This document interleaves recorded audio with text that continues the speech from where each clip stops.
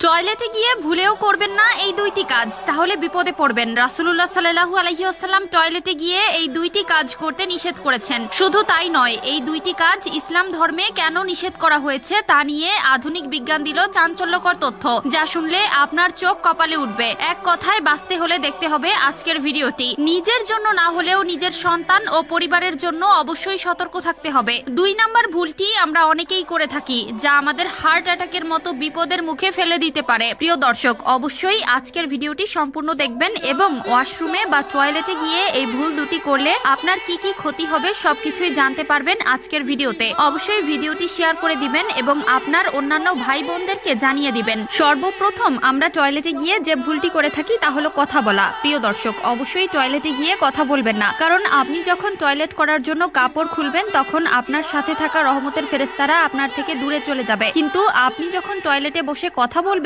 তখন ফেরেশতারা আপনার কাছে ফিরে আসবে এবং আপনাকে যদি ওই অবস্থায় দেখে তাহলে তারা অনেক কষ্ট পাবে এবং আপনার থেকে দূরে সরে যাবে। রহমতের ফেরেশতারা সাথে না থাকলে আপনার আয় উন্নতি কখনোই হবে না, আপনি মানসিকভাবে ভালো থাকতে পারবেন না। আধুনিক বিজ্ঞান বলেছে, কোনো মানুষ যদি ওয়াশরুমে বসে অথবা টয়লেটে বসে কথা বলে তার নিঃশ্বাসে মুখ দিয়ে জীবাণু পাকস্থলীতে যাওয়ার সম্ভাবনা রয়েছে, যা আপনাকে মরণ ব্যাধি রোগের দিকে নিয়ে যাবে। অবশ্যই আপনি সাবধান থাকবেন এবং অন্যকে সাবধান করে দিবেন এই ভুলটি না করার জন্য।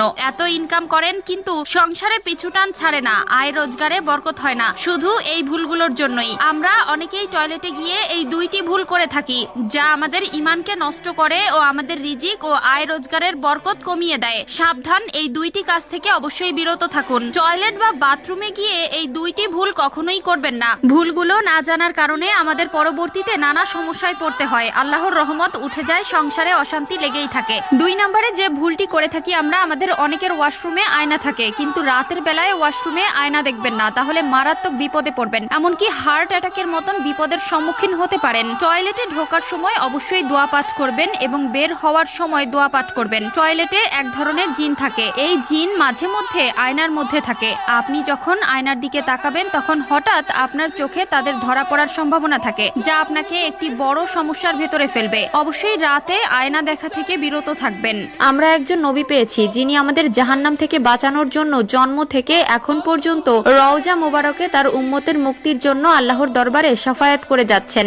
এমন নবী পেয়ে অবশ্যই আমরা ভাগ্যবান, তাই একবার আলহামদুলিল্লাহ বলে শুকরিয়া আদায় করবেন। তো চলুন বেশি কথা না বলে শুরু করি আজকের ভিডিও। কোন দুটি বিষয় যা আমাদের ঈমানকে নষ্ট করে দেয়? এই বিষয় দুটি নিয়ে চিন্তা করলে আমাদের ইহকাল তো নষ্ট হবেই, পরকালও নষ্ট হয়ে যাবে। 1 নম্বরে যে বিষয় নিয়ে প্রিয় নবী চিন্তা করতে নিষেধ করেছেন তা হলো রিজিক নিয়ে। প্রিয় দর্শক, কখনো রিজিক নিয়ে চিন্তা করবেন না। আপনার তাকদিরে যতটুকু আছে আপনি ততটুকুই ভোগ করবেন। 1 চুল পরিমাণ রিজিক রেখেও আপনি মৃত্যুবরণ করবেন না।